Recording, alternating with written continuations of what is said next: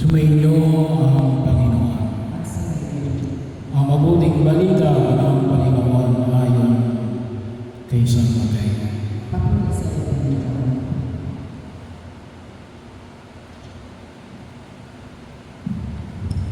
Noong parang yung isang araw ng pamahinga na paraan sa Jesus sa tingkuan, nagutom ang kasama niyang mga alagad.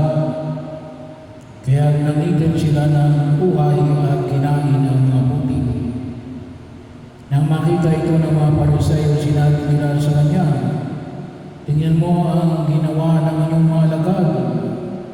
Bawal yan kung araw ng pamamahinga."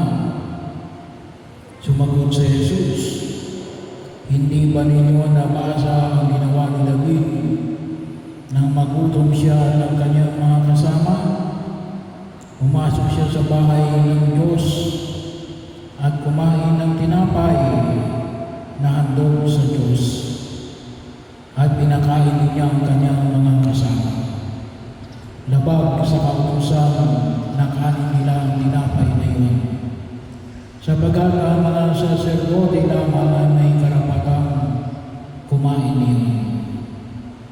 Hindi pa ba ninyo nabasa sa kautusan ni Moises na tuwing araw ng pamamahinga, lumalabag sa batas tungkol sa araw na ito ang mga saserdote sa templo, gayunman hindi nila ipinagkakasala ito.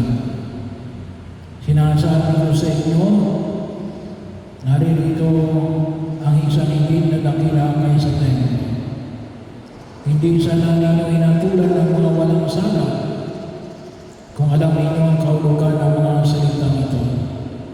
Habang ang ibig ko hindi hain. Sapagkat ang araw ng pamamahinga ay nasa